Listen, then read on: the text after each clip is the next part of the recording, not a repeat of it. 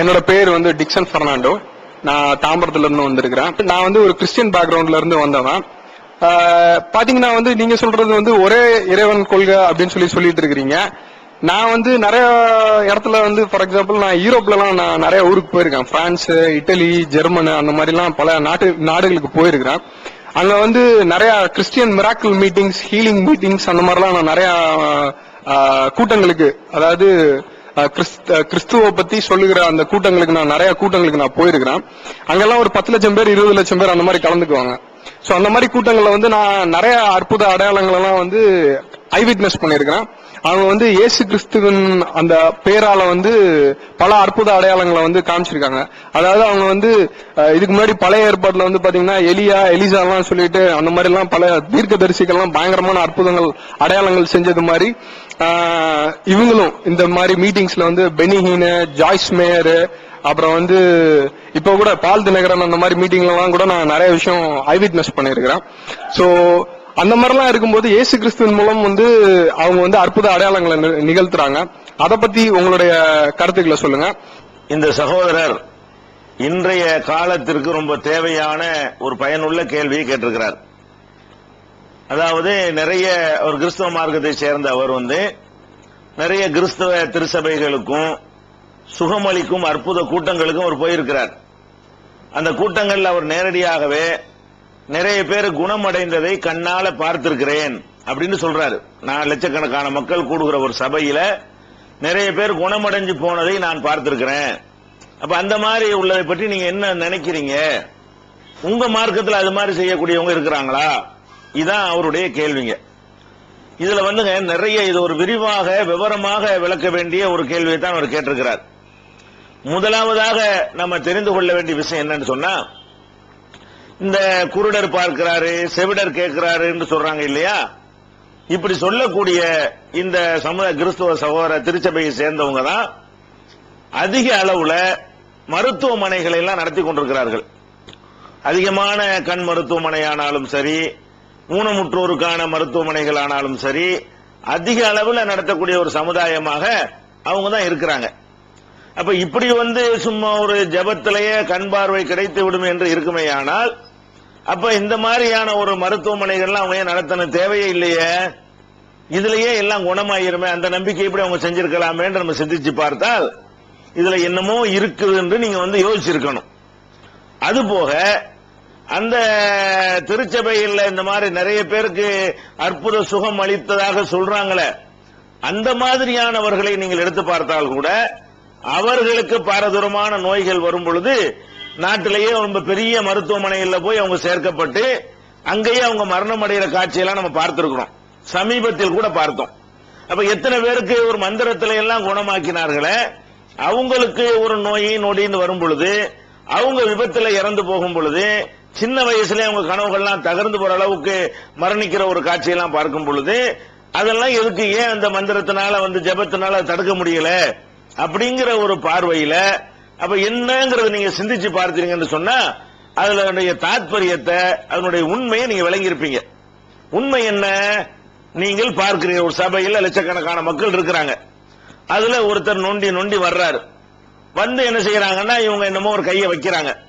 வச்ச உடனே அவர் என்ன செய்யறாருன்னு கேட்டா, சில இயேசுவை ஏதோ ஒரு பேரை சொல்லி கையை வச்ச உடனே அவர் வந்து குணமடைஞ்சி நொண்டி வந்தவர் சாதாரணமா அவர் நடந்து திரும்பி போற காட்சியை நீங்க எல்லா லட்சக்கணக்கான மக்கள் பார்க்கிறாங்க. அதுல ஒரு ஆளாக நீங்களும் பார்த்திருக்கிறீங்க. இந்த கேள்வி கேட்ட சகோதரரும் நினைஞ்சிருக்காரு, அதை பார்க்கிறார். அப்ப அவர் என்ன நினைக்கிறாருன்னு கேட்டா, இது ஒரு பெரிய அற்புதமாவில் இருக்குது. நம்ம கண்ணு முன்னாடி நொண்டி வந்தாரு. அவர் இந்த மந்திரத்தை சொன்ன உடனே நொண்டி இல்லாம நடந்து சாதாரணமாக அவர் போகிறாரு.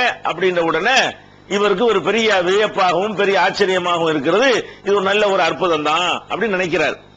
ஆனால் அற்புதம் தான் என்று முடிவு செய்யறதுக்கு இதுதான் முறையா, இதுதான் வழியா என்று கேட்டால் இது வழி இல்லை.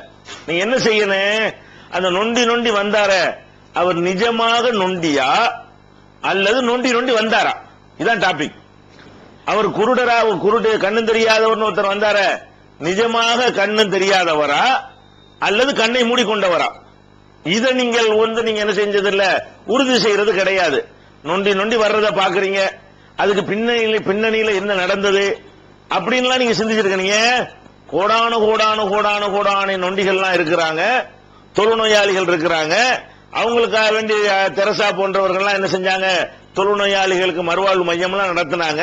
ஏன் தடவை விட்டு தொழுநோயாளியா இருக்கிறால சரி பண்ணி வீட்டுக்கு அனுப்பி விட வேண்டியதானே? அப்ப இந்த மாதிரி எல்லாம் செஞ்சுக்கிட்டு இருக்கிறவங்க இதையும் செய்யறாங்களே நம்ம யோசிக்கணும். என்ன செய்யணும்?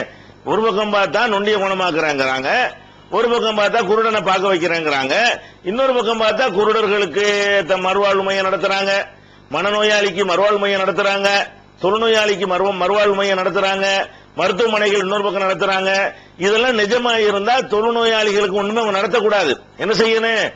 தொழுநோயாளிகள் வர சொல்லணும், தடை உடனே தொழுநோய் நீங்கியவர் திரும்பி போயிடணும். நொண்டிகள் வரணும், தடை உடனே திரும்பி போயிடணும். மனநோயாளிகள் வரணும், அவன் மந்திரத்தை ஜபிக்கணும், அவன் நல்ல நார்மலான நிலைக்கு வந்து என்ன செய்யணும், அவன் திரும்பி போயிடணும். அப்படிலாம் நடக்கணும். அப்ப கண்ணு முன்னாடி அதெல்லாம் நடக்கலைங்கும் போது இப்படி ஒன்னு ரெண்டு இப்படி காட்டுறாங்கன்னு சொன்னா அது ஒரு செட்டிங் தான் பண்றாங்க. இது உண்மை இல்லை என்பதற்கு இது எல்லாமே பெரிய ஆதாரமா இருக்கிறது.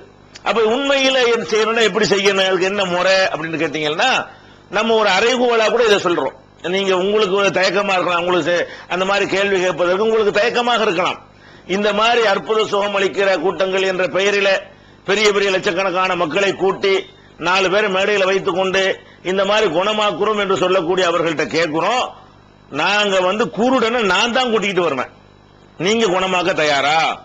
எல்லா குருடனையும் பண்ண வேண்டிய தேவையில்லை, ஒரே ஒரு ஆளை, ஒரே ஒரு குருடனை நான் அழைத்து வருவேன்.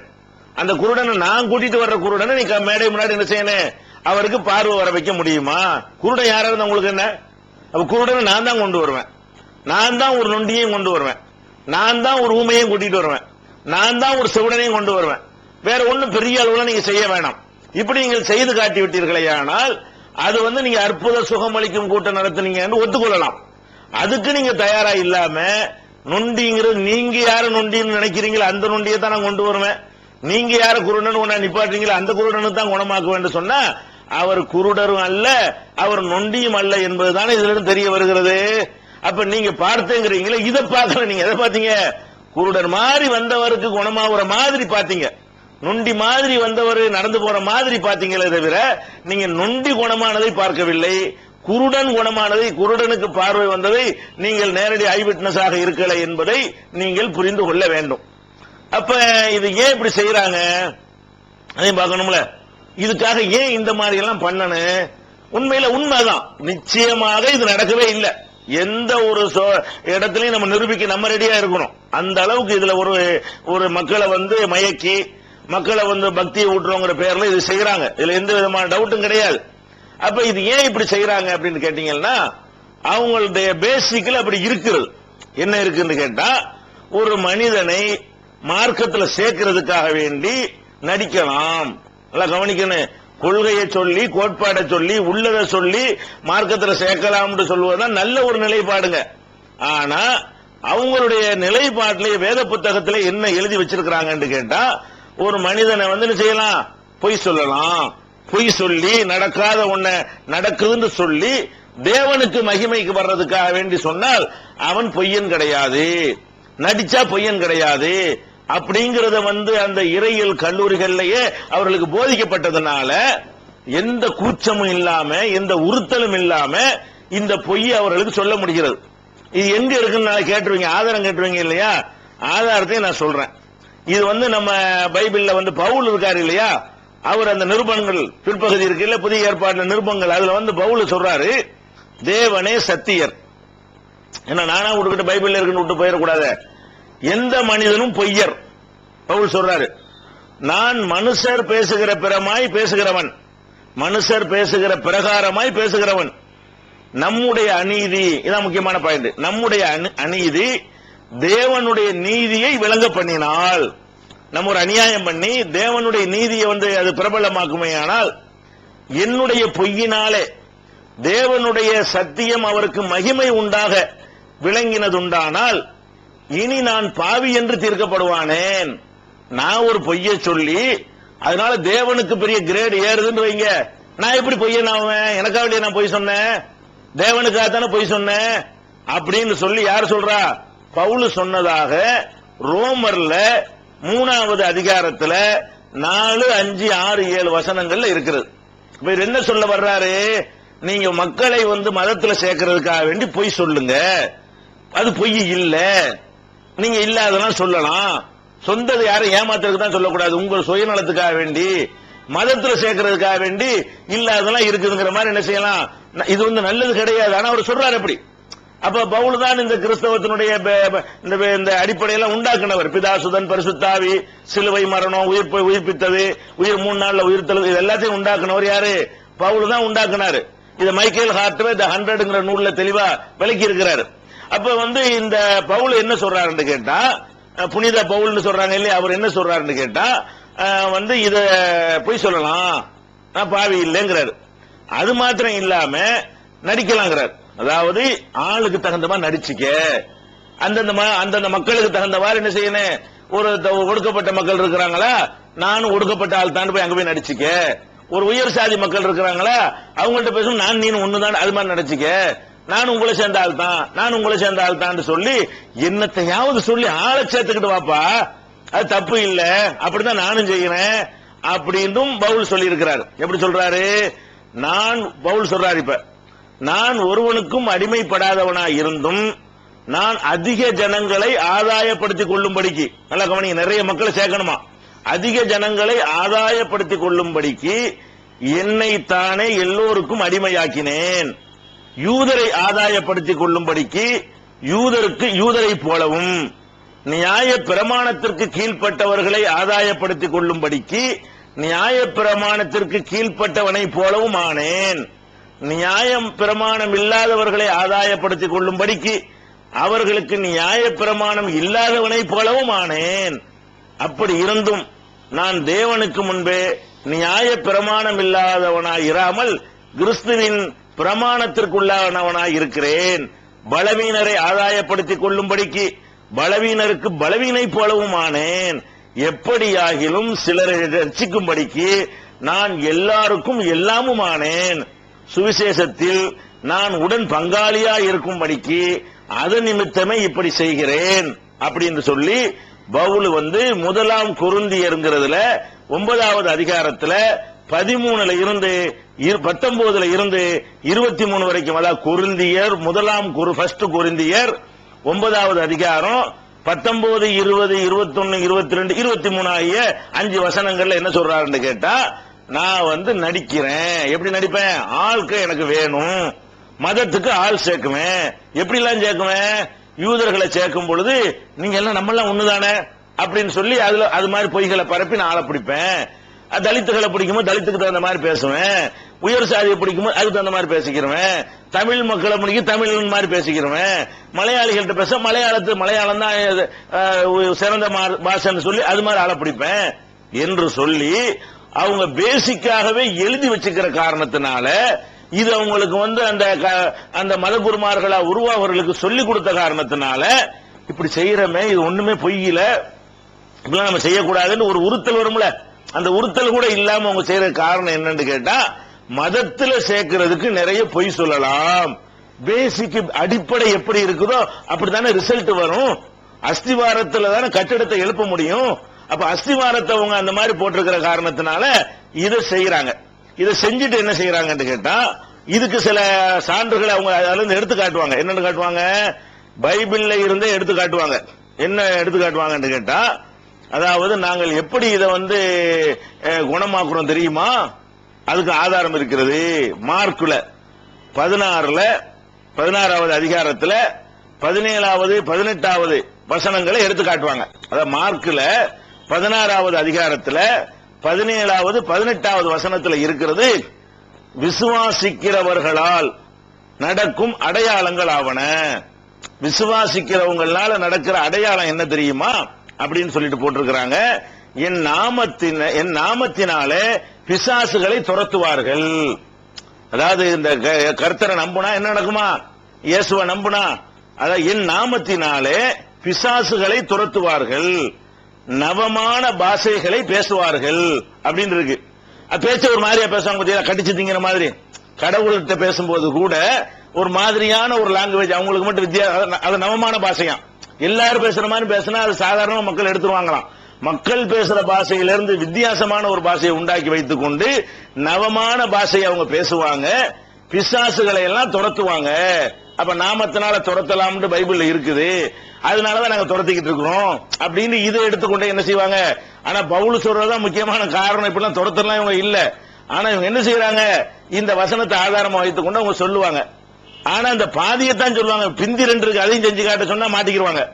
என்ன இருக்குது அது முழுசா வாசிக்கிறேன். விசுவாசிக்கிறவர்களால் நடக்கும் அடையாளங்கள் ஆவன, என் நாமத்தினாலே பிசாசுகளை துரத்துவார்கள். சரி, பிசாசு மாதிரி ஒருத்தர் நடிக்க வச்சு துரத்திடலாம், சரி விடுங்க.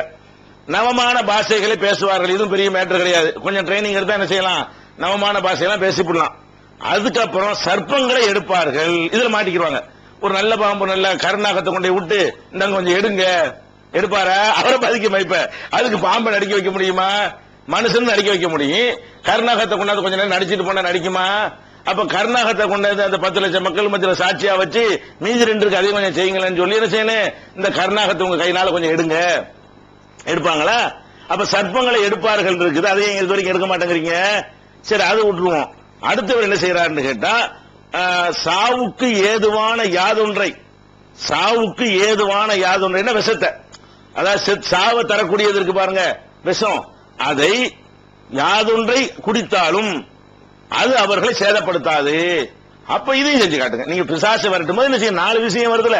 பிசாசு விரட்டுற மாதிரி என்ன செய்யணும், கர்த்தர் நாமத்தினால பிசாசு விரட்டுறீங்க, சரி. நவமான பாஷைகளை பேசுறீங்க, அதுவும் சரி. இந்த பாம்பை கொஞ்சம் கையில பிடிங்க, அதையும் செஞ்சு விட்டு இந்த பாட்டில் இருக்கிறத கொஞ்சம் குடிச்சு போடுங்க. எதை, நம்மளே ஒரு விஷத்தை வாங்கிட்டு போய், பால்டால் வாங்கிட்டு போய், அல்ல மூட்டை பூச்சி மருந்தை வாங்கிட்டு போய், அல்லது சைனட்டை வாங்கிட்டு போய் கொடுத்து, நீங்க கொஞ்சம் இதை கொஞ்சம் இந்த 10 சாட்சி செய்யறாங்கல்ல மக்கள், இந்த குருடம் பாக்குற செவடம் கேட்கிற அதை செய்யறதை விட அதை செய்யறதோட சேர்த்து இதையும் செய்யுங்கன்னு சொல்லணுமா இல்லையா? அப்ப இவங்க என்ன செஞ்சு காட்டணும், கர்த்தர் நாமத்தினால எது நடக்கும்னு சொல்றாங்களோ அது நடக்கிறதா இருந்தா இதுவும் சேர்ந்துதான் அதுல வருது. அதுக்கு அடுத்துதான் வருது, என்ன செய்யறதுன்னா, வியாதியஸ்தர் மேல் கையை வைத்தால் அப்போது அவர் சொஸ்தமாவார் இருக்குது. அதான் முதல்ல கடைசியும் எடுத்து நடுவில் விட்டுறாங்க. என்ன செய்யறாங்க, பிசாசுகளை துரத்துற வசனத்தை உங்கள்கிட்ட படிப்பாங்க. அதே மாதிரி நவமான பாஷைகளை பேசுறத பத்தி உங்கள்கிட்ட படிப்பாங்க. வியாதியஸ்தர்கள் மேல் கையை வைத்தால் சொஸ்தமாவார்கள் இருக்குல்ல பைபிள்ல, அதையும் படிச்சு பிசாசையும் துரத்துறோம், வியாதியையும் குணமாக்கணும்னு சொல்றாங்களே. நடுவுல 2 இருக்கு, அதையே மறைக்கிறாங்க. அதையும் சேர்த்துல சொல்லணும். இந்த முழுசா 17, 18 2 வசனமும் சொல்லக்கூடிய என்னன்னு கேட்டா, அவங்க சர்ப்பங்களை எடுக்க வேண்டும், அதாவது சாவுக்கு ஏதுவான யாதொன்றை குடித்தாலும் அது அவர்களை சேதப்படுத்தாது என்பதையும் அந்த அடையாளமாக, அந்த மிராக்கிலாக அற்புதமாக அவங்க செய்து காட்டணுமா இல்லையா?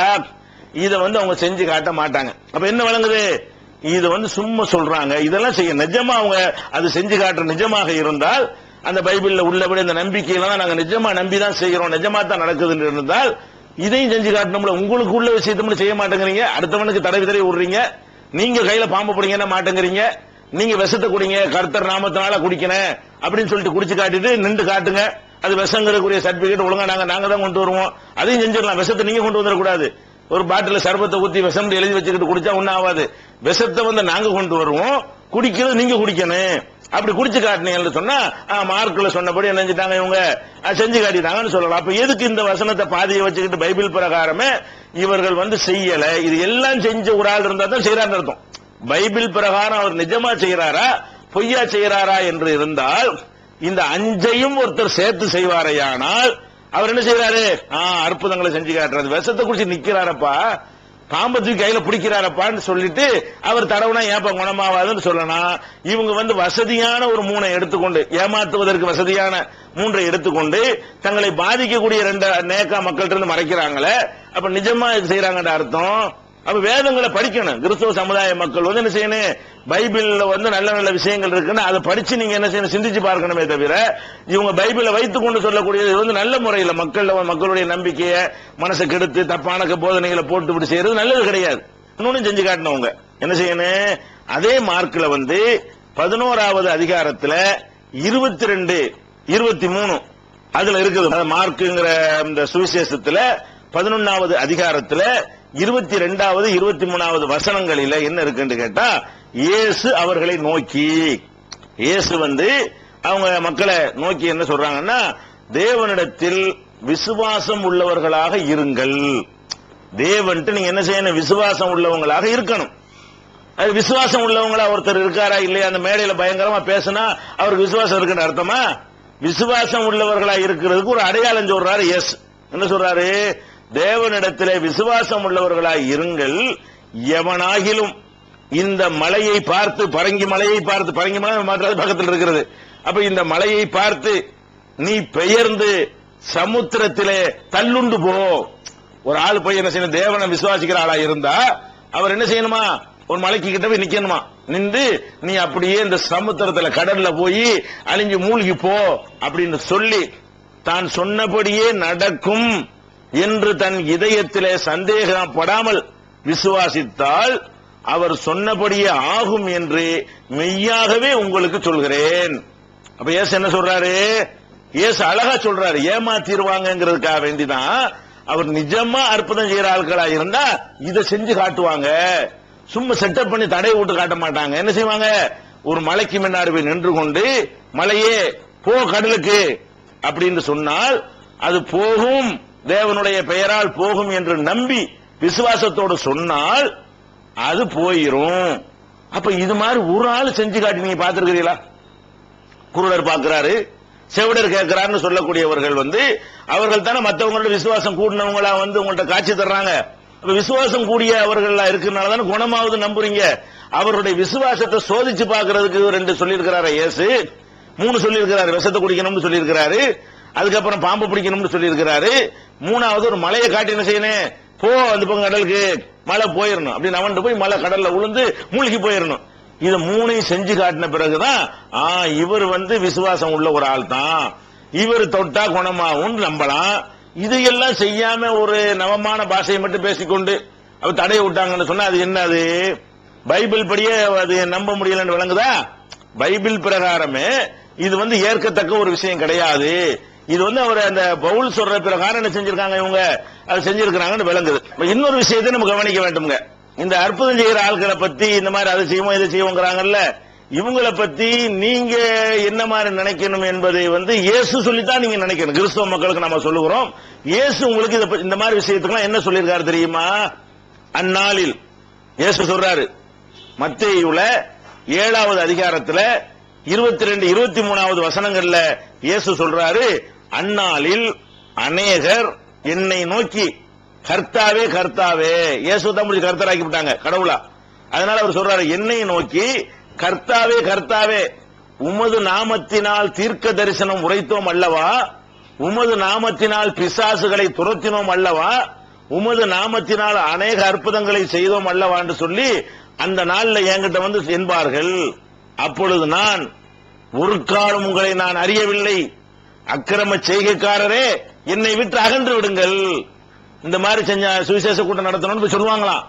அதுக்கு இயேசு சொல்வாராம், உங்களை எனக்கு தெரியாதுப்பா, ஏன் நான் கடவுள் பெயரை சொல்றதுக்கு வந்தானா, என்னை வணங்க சொல்றதுக்கு வந்தானா, அக்கிரம செய்கைக்காரரே என்னை விட்டு ஓடி போயிருங்க, என்கிட்ட வராதிங்க என்று சொல்லி பரலோக ராஜ்யத்துல அன்னைக்கு விரட்டி அடிச்சிருவேன். இந்த மாதிரி ஆளுக்கு வந்தா, பேய உருட்டின பிசாச உருட்டின வந்தா நான் விரட்டி அடித்து விடுவேன் என்று இயேசு சொன்னதாக மத்தேயுல 7வது அதிகாரத்துல 22, 23 வசனங்கள்ல இருப்பதை நீங்கள் பார்க்கலாம். அது மாத்திரம் இல்லாம உபாகமம் பைபிள்ல பழைய ஏற்பாட்டுல ஒரு பாட்டு இருக்கிறது. அது மோசேங்கிற தீர்க்கதரிசி தொடர்புடைய அவரோடு கடவுள் பேசின விஷயங்கள், அந்த போதனைகள் அடங்கின பகுதி. அதுல என்ன சொல்றாங்கன்னு கேட்டா, உங்களுக்குள்ளே ஒரு தீர்க்கதரிசியாயினும் சொப்பனக்காரனாகிலும் எழும்பி நீங்கள் அறியாத வேற தேவர்களை, ஒரே ஒரு கடவுளை தான் நீங்க அறிஞ்சு வச்சிருக்கிறீங்க, நீங்க அறியாத வேற தேவர்களை பின்பற்றி அவர்களை சேவிப்போம் வாருங்கள் என்று சொல்லி உங்களுக்கு ஒரு அடையாளத்தையும் அற்புதத்தையும் காண்பிப்பேன் என்று குறிப்பாய் சொன்னாலும், அவன் சொன்ன அடையாளமும் அற்புதமும் நடந்தாலும் அந்த தீர்க்கதரிசியாகிலும் சொப்பனக்காரனாகிலும் சொல்லுகிறவைகளை கேளாதிருப்பீராக. ஏன்? உங்கள் தேவனாகிய கர்த்தரிடத்திலே நீங்கள் உங்கள் முழு இருதயத்தோடும் உங்கள் முழு ஆத்மாவோடும் அன்பு கூறுகிறீர்களோ இல்லையோ என்று அறியும்படிக்கு உங்கள் தேவனாகிய கர்த்தர் உங்களை சோதிக்கிறார். நாளைக்கு ஒரு காலத்தில் வருவாங்களாம். இது இயேசுவுக்கு முந்தின ஒரு போதனை, பழைய ஏற்பாடு. அதுல சொல்லப்பட்டிருக்கிறது, நாளைக்கு ஒருத்தர் எதுக்குங்க கர்த்தர்லாம் நமக்கு என்னத்துங்க, கர்த்தருக்கு குமாரர் இருக்காருங்க, அவர் இருக்காருங்கன்னு சொல்லி வேற ஒரு தேவனை உங்களுக்கு அறிமுகப்படுத்தி நான் அற்புதம் செய்யறேன் அதை செய்யறேன்னு உங்களுக்கு சொல்லி உங்க கண்ணு முன்னாடி அது நடக்கிற மாதிரி உங்களுக்கு தெரிஞ்சா கூட அதை கேளாதிருப்பீராக. ஏன் இப்படி கடவுள் இப்படி நிகழ்த்தி காட்டுறாருன்னு கேட்டா, உங்கள் தேவனாகிய கர்த்தரிடத்திலே நீங்கள் முழு இருதயத்தோடு இருக்கிறீர்களா, உங்கள் முழு ஆத்மாவோடு இருக்கிறீர்களா, முழுசாக நீங்கள் அன்பு கூறுகிறீர்களா இல்லையா என்று டெஸ்ட் வைக்கிறதுக்காக வேண்டி இப்படி நிகழ்த்தி காட்டுவார். இது நடக்கவே இல்லை, இதெல்லாம் நடந்தா கூட நீங்க இதை நம்ப கூடாதான். கர்த்தர் கடவுள் பேரா செஞ்சாதான் நம்பணுமே தவிர, அந்த கர்த்தர் அல்லாத உங்களை கர்த்தர்னு சொல்லி செஞ்சார்களே ஆனால் அதை நீங்க நம்ப கூடாது என்று சொல்லி உபாகமத்துல 13வது அதிகாரத்துல 1, 2, 3, 4 ஆகிய வசனங்கள்ல சொல்லப்பட்டிருக்கிறது. இன்னும் சொல்ல போனா இந்த இயேசு அழகா சொல்றாங்க. என்ன சொல்றாங்கன்னு கேட்டா, அதாவது ஏனெனில் கள்ள கிறிஸ்துகளும் கள்ள தீர்க்கதரிசிகளும், அழகா சொல்றாரு பாருங்க, கள்ள கிறிஸ்துகளும் கள்ள தீர்க்கதரிசிகளும் எழும்பி கூடுமானால் முடியுமானால் தெரிந்து கொள்ளப்பட்டவர்களையும், தெரிந்து கொள்ளப்பட்டவர்னா சிறந்தவர்களை, தேர்ந்தெடுக்கப்பட்டவர்களை, தெரிந்து கொள்ளப்பட்டவர்களையும் வஞ்சிக்கத்தக்கதாக பெரிய அடையாளங்களையும் அற்புதங்களையும் செய்வார்கள். கள்ள தீர்க்கதரிசி வருவாங்க, கள்ள கிறிஸ்துகள் வருவாங்க, வந்து என்ன செய்வாங்கன்னா சாதாரண மக்களை இல்ல, செலக்ட் பண்ணக்கூடிய மக்கள் இருக்காங்களா, நல்ல உயர் நிலையில உள்ளவங்க, படித்தவர்கள், விவரமானவர்கள், தேர்ந்தெடுக்கப்பட்டவர்கள், அவங்களையே வஞ்சிக்கிற விதமாக சில அற்புதங்களை அடையாளங்களையும் செய்வார்கள். அப்ப கள்ளனும் செய்வான் இருக்குத, இது செய்யவே இல்லை. முதல் பாயிண்ட். இப்ப டாபிக் என்னன்னு கேட்டா, இவங்க செய்ய கிடையாது, என்ன செய்யறதுன்னு நம்ம எப்ப நம்புவோம்? பாடியை நம்ம கொண்டு வந்து அவங்க உயிராக்கி காட்டணும், அப்பதான் நம்ம நம்புவோம். குருடனை நம்ம கொண்டு வந்து குணமாக்கி காட்டணும், அப்பதான் நம்ம நம்புவோம். செவிடனை நம்ம கொண்டு வந்து அவங்க கேட்க வச்சு காட்டணும், அப்பதான் நம்ம நம்புவோம். விஷத்தை நாம கொண்டு வந்து அவங்க குடிச்சு காட்டணும், அப்பதான் நம்புவோம். பாம்பை நம்ம கொண்டு வந்து அவங்க பிடிச்சு காட்டணும், அப்பதான் நம்ம நம்புவோம். அப்படியெல்லாம் இல்லாம சும்மா மேடையில கொண்டாந்து இப்படி தலைவராரு போனாருன்னு அழகா டெக்னிக்கா அப்படி வைப்பாங்க. அப்படி டிவில எல்லாம் பார்க்கும்போது என்ன இருக்கு, இந்த நாட்டுல சட்டங்கள் இருக்குதா, இதெல்லாம் ஒருத்தர் ஏமாத்திருக்க மார்க்க நாட்டு சட்டத்துல கூடாத அப்படின்னு பக்குவமா ஒருத்தரும் மண்ட கிடையாது. உழுவுறதுக்கு ஒரு டெக்னிக்கா, அது அந்த உழுவுற மெத்தடை பார்த்தா என்ன செய்யும், அது சொல்லி வச்சு அது காசுக்காக உழுவுறான்னு நல்லா தெரியும் பார்த்தாலேயே.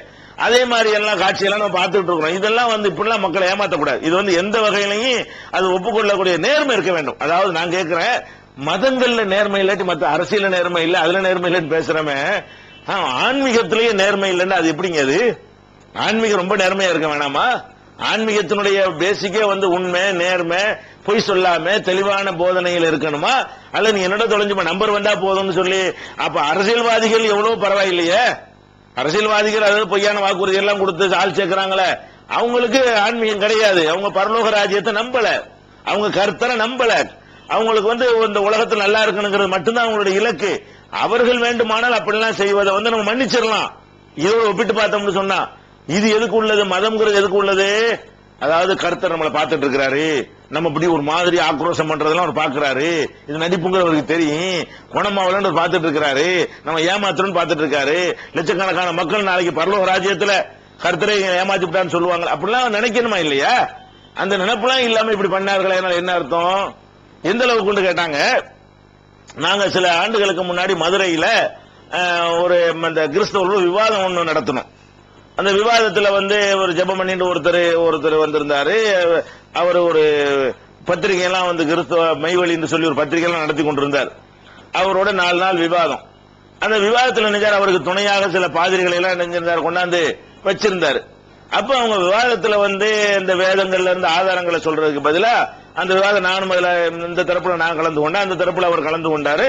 அதுல நம்ம இந்த வாதங்களை எடுத்து வைக்கக்கூடிய நேரங்கள்ல அவங்க என்ன சொன்னார், அந்த பாதிரியார் என்ன சொன்னாருன்னு கேட்டா, நீங்க இந்த மாதிரி அவிசுவாசிகளாக இருக்கிறீர்கள், நீங்க நம்பிக்கை கொள்ள மறுக்கிறீர்கள், நீங்கள் இதுக்கெல்லாம் அற்புதங்களுக்கு ஆதாரம் கேட்கிறீர்கள், நான் எத்தனை பேரை மாற்றுவாரில் இருக்கிற பிணங்களை எல்லாம் நான் தடவி உயிர்ப்பித்திருக்கிறேன், அது உங்களுக்கு தெரியுமா அப்படின்னு சொல்லி அவரு எத்தனை குருடர்களை நான் குணமாக்கி இருக்கிறேன் தெரியுமான்னு சொல்லி அவர் பேசினாங்க. நான் என்ன செஞ்சேன், அடுத்து நான் எழுந்து நான் சொன்னேன், நம்ம விவாதத்தையும் முடிச்சுக்கலாம், விவாதமே நம்ம தேவை கிடையாது. அழகான ஒரு பாயிண்ட வச்சுட்டாரு. நம்ம பைபிள்ல என்ன இருக்கு, குரான்ல என்ன இருக்கு, ஒரு இறைவனை வணங்கணுமா, இயேசு கடவுளுடைய மகன் சொல்லலாமா, கடவுளுடைய தூதர்னு சொல்லலாம், நபிகள் நாயகம் மாதிரி ஒரு நல்லடியார் என்று சொல்லலாம், அவர் போய் கடவுளுடைய குமாரன் சொல்லலாமாங்கிற டாபிக் எல்லாம் விவாதம் நடந்துகிட்டு இருக்கிறது. இஸ்லாமும் இயேசுவை மதிக்கத்தானே செய்யுது, இயேசு வந்து நபிகள் நாயகத்துக்கு சமமாக அவங்களை போன்ற ஒரு தூதர் என்று நாங்கள் வந்து மதிக்கிறோம். கடவுளுக்கு மகன் என்று சொல்வதை தான் முஸ்லிம்களாகிய நாங்கள் வந்து மறுக்கிறோம். கடவுளுக்கு மகன் இருக்க தேவையில்லை, மகன் இருக்க முடியாது, இதான் டாபிக். அப்ப நான் சொன்ன விவாதத்தில் நாங்க சொன்னோம், நீங்க இந்த மாதிரி ஒரு வாசலை திறந்து விட்டீங்க, பாடியெல்லாம் குணமாக்கணுங்கிறீங்க, ஒண்ணு வேணாம், இந்த விவாதத்தை அப்படி நிப்பாட்டுவோம். நான் போய் மார்ச் வரல ஒரு பாடி எடுத்துட்டு வர்றேன். நான் போய் மதுரையில பெரியாஸ்பத்திரியில போய் அங்க மார்ச் வரல வச்சிருப்பாங்கல்ல, புணங்கள்லாம் அடுக்கி வச்சிருப்பாங்க இல்லையா, அங்க இருந்து நான் என்ன செய்யறேன், ஒரு பாடியை கொண்டு வர்றேன். இப்ப நீங்க ஆயிரக்கணக்கில் பண்ணீங்கல்ல, அந்த சக்தியை பயன்படுத்தி இந்த ஒரே ஒரு பாடியை மட்டும் எழுப்பி விட்டுருங்க, நான் விவாதத்தை முடிச்சுக்கிறோம், நீங்க ஜெயிச்சு நாங்க ஒத்துக்கிறோம் அப்படின்னு சொன்னேன். அப்ப என்ன செஞ்சிருக்கனே, ஒரு விவாதம் வந்துருச்சுல, மத்த நேரத்துல செய்திகள் போகலன்னா பரவாயில்ல. அப்ப என்ன செஞ்சிட்டாங்க தெரியுமா, அந்த கேள்வியோட இறங்கி மடமடமடமடண்டு கோபமாக இறங்கி ஓடிட்டாங்க. அப்ப இது என்ன நமக்கு விளங்குது, சும்மாவது மக்கள் வந்து அறியாமையில் இருக்கிறாங்கிறதுக்காக எடுத்தாவிட்டு சொல்றதா, ஒரு ஆன்மீகத்தின் பெயரால் இப்படி செய்யற எந்த வகையில் நேர்மைன்னு நான் கேட்கிறேன். இது எந்த வகையிலும் ஏத்துக்கிற முடியல.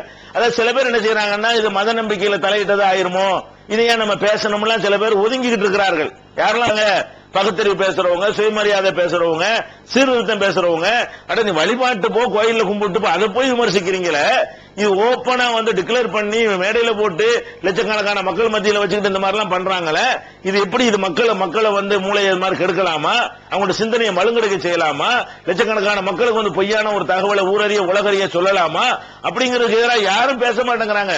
சத்தியத்தை சொல்றதுக்கு நம்ம யாருக்கும் தயங்க கூடாது, அஞ்சக்கூடாது. உள்ளதை போட்டு இதான் நடப்பு, இதான் விஷயம் என்ன செய்யணும், நம்ம சொல்லி ஆகணும். அதனால நாங்க தெளிவா சொல்லுகிறோம். அதாவது இந்த மார்க்கத்தினுடைய கொள்கைகளை சொல்லுங்க, கோட்பாடுகளை சொல்லுங்க, இந்த கொள்கை தான் நல்லது. அந்த உரிமை நாட்டில் வழங்கப்பட்டது எல்லாத்துக்கும். முஸ்லிம்களுக்கு வந்து அவங்களுடைய மார்க்கத்தினுடைய சிறப்பை சொல்வதற்கு அவங்களுக்கு உரிமை இருக்கிறது. இந்து மக்களுக்கு வந்து எங்க மார்க்கம் தான் சிறந்தது, இந்த கொள்கையை பின்பற்றினா தான் ஒருத்தன் வந்து நேர்வழிக்கு வர முடியும்னு அவர் நினைப்பார்களே, ஆனால் அது அவர்கள் பிரச்சாரம் செய்யற உரிமை அவர்களுக்கு இருக்கிறது. அது கிறிஸ்தவ மார்க்கம், புத்த மார்க்கம், எந்த மார்க்கமா இருந்தாலும் சரி, அவங்க மார்க்கத்தினுடைய சிறப்புகளை போட்டு சொல்வதை நம்ம யாரும் தடுக்க கூடாது. ஆனால் அது முஸ்லீமா இருக்கட்டும், கிறிஸ்தவரா இருக்கட்டும், இந்துவா இருக்கட்டும், யாரா இருக்கட்டும், மக்கள் மத்தியில போய் நின்றுகிட்டு இல்லாதெல்லாம் இருக்கிற மாதிரி சொல்லி பேய வரட்டுறேன், பிசாது வரட்டுறேன், அது செய்யறேன், இது செய்யறேன், வைத்தியம் பண்றவனை கொண்டாந்து அவனுக்கு நம்பிக்கையை கெடுத்து அவன் என்ன செய்யறான், உட்காந்துக்கிட்டு டாக்டர்டையும் போகாம ஏசப்பா ஏசப்பான்னு ஆள் செத்து போயிடறான். அப்ப நீங்க ஏன் பொய்யான ஒரு நம்பிக்கையை ஊட்டி நடந்துரும் நினைச்சு நீங்க ஒரு செட்டப் பண்ணதுனால அவன் நிஜமாக நம்பி என்ன பண்றான், அவனுடைய அந்த நோய்க்கு ஒழுங்கான வைத்தியம் பண்ணாமல் அவன் தன்னை தானே அழித்துக் கொள்ற காட்சியெல்லாம் பார்க்கிறோம். இந்த உலகத்தை பொறுத்த வரைக்கும் அவரவர்கள் உழைக்கணும், மருத்துவம் செய்யணும். சரி, மருத்துவத்தினால இதெல்லாம் அப்படி நோய் குணமாவது, மருத்துவ மந்திரத்தில் குணமாகும் என்று சொன்னால் அப்ப சாப்பிடுறது மந்திரத்தில் சாப்பிட்டு போயிடலாம். போய் சோறு திங்கிறீங்க, நான் ஐசப்பாண்டவனும் பசி அடங்கிடணும்ல, அதுல மட்டும் கரெக்டா இருக்கிறீங்க. யாராவது அப்படி இருந்து காட்டுங்க, ஒரு 3 நாளைக்கு மேடையை போட்டு உட்கார்ந்து நாங்கள் ஒண்ணுமே சாப்பிட மாட்டோம் அப்படி, அது முடியுமா? அப்ப பசிச்சா அது சோறு மூலமா தான் அது அடங்கும் என்பது போலத்தான் நோய் வந்தால் மருந்து மூலமாகத்தான் அடங்கும் கடவுள் ஏற்படுத்தி இருக்கிறார். அப்ப கடவுள் அந்த மாதிரியான ஒரு செட்டப், இறை தூதர்கள் வருவாங்களே, அவங்க தான் சில நாங்கள் இறைத்து நிரூபிக்கிறதுக்காக வேண்டி சில அற்புதங்களை செய்ய வேண்டியது அவசியம் இருக்கிறது. இல்லாட்டி இறைத்து நம்ப மாட்டாங்க. ஒரு மனிதர் வந்து நான் தான் கடவுளுடைய தூதர் நம்புவாங்களா? அவர்களுக்கு தான் அந்த மாதிரியான ஒன்றை செய்யணுமே தவிர மத போதகர்களுக்கு அந்த மாதிரியான தேவையும் இல்லை, அந்த மாதிரி நடக்கவும் செய்யாது.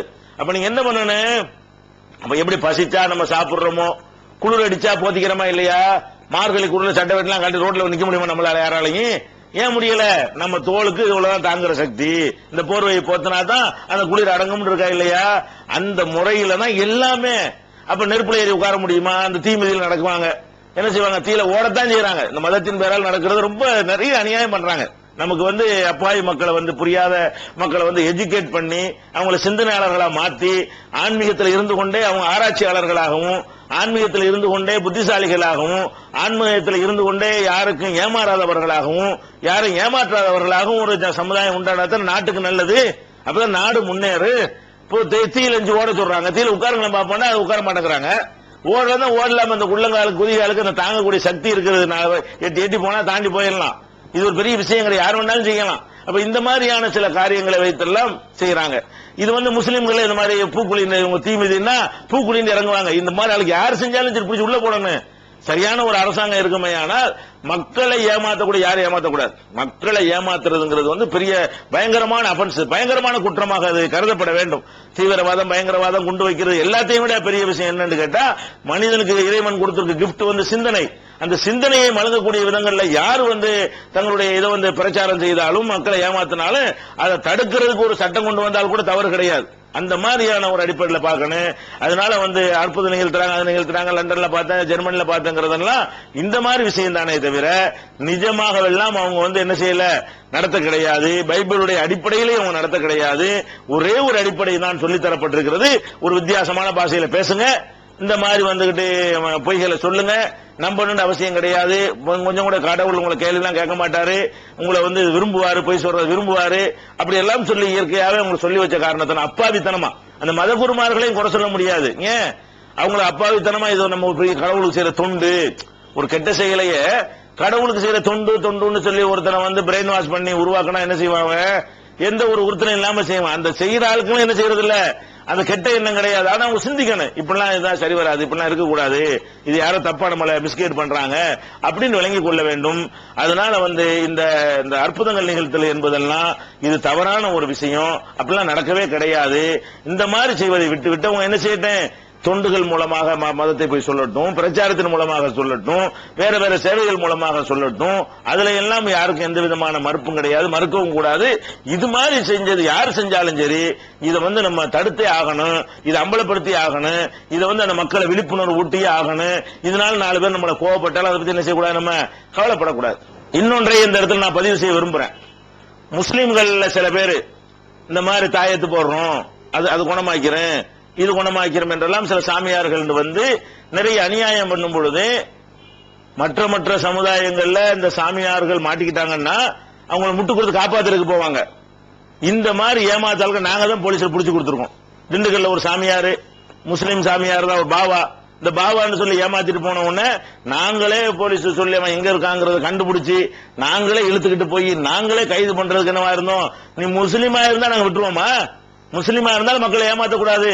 இதே சென்னைக்கு பக்கத்துல இங்க ஒரு பக்கத்துல ஒரு ஊர்ல பாவா இருந்தாரு, அவனையும் இந்த மாதிரி நாங்க போலீஸ்ல பிடிச்சு கொடுத்து அவங்க பெண்களை ஏமாத்துறாங்க, அவங்களுடைய அறியாமையை பயன்படுத்தி என்ன செய்யறாங்க, அவங்க கற்ப சூறையாடுறாங்க, அது மகான்கள் முறையில மக்களை ஏமாத்துறாங்கன்னு தெரிஞ்ச உடனே மேடைகள் போட்டும் நாங்கள் எங்க சமுதாயத்தில் உள்ள இந்த மாதிரியான பிராடுகளை எல்லா சமுதாயத்திலும் இருக்கிறார்கள். அது மதத்தை நம்ம சம்மந்தப்படுத்தக்கூடாது, எல்லா சமுதாயத்திலும் இருக்கிறார்கள்.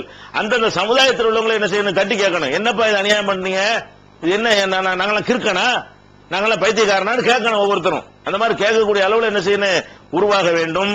முஸ்லீம்கள் இந்த மாதிரி ஏமாத்துவார்களே ஆனால் மற்றவர்கள் விஷயத்தை நாங்கள் கண்டிக்கிறதை விட நாங்கள் கடுமையான முறையிலையும் மூர்க்கமான முறையிலையும் தீவிரமான முறையிலையும் அவர்களுடைய வண்டவாளங்களை நாங்கள் மக்கள் மத்தியிலே அம்பலப்படுத்தி மக்கள்கிட்ட இருந்தும் நாங்க அவங்கள்ட்ட இருந்து மக்களை காப்பாத்துகிறோம். வேற மாதிரி சில்மிசங்கள் பண்ணிட்டாங்கன்னு சொன்னா நாங்களே கையங்களவுமா பிடிச்சுக்கிட்டு போய் அரசாங்கத்தில் ஹேண்ட் ஓவர் பண்ணக்கூடிய அளவுக்கு என்ன செய்யறோம், அந்த வேலைகளை செஞ்சுக்கிட்டு இருக்கிறோம். அதனால இது ஒரு துவேஷத்துல செய்யறோம், என்னடா கிறிஸ்தவர்கள் செய்யறதுக்காக நினைச்சிடக்கூடாது, யாரும் செய்யக்கூடாதுன்றதை சொல்லிட்டு இருக்கோம். அது முஸ்லீம் செஞ்சாலும் சரி, முஸ்லீம் அல்லாத செஞ்சாலும் யாரும் ஆன்மீகத்தை சொல்லி மக்களை ஏமாத்தக்கூடாது. முஸ்லீம் ஏமாத்தினாலும் தப்பு தான், இந்து ஏமாத்தினாலும் தப்பு தான், கிறிஸ்தவர் ஏமாத்தினாலும் தப்பு தான், எல்லாத்திலும் ஏமாத்தக்கூடியவங்க இருக்கிறாங்க. அப்படிங்கிற அடிப்படையில் தான் இது சொல்லப்பட்டது. இதை ஒரு மத விமர்சனம் மாதிரி நீங்க என்ன செய்யக்கூடாது, இதை புரிந்து கொள்ளக்கூடாது.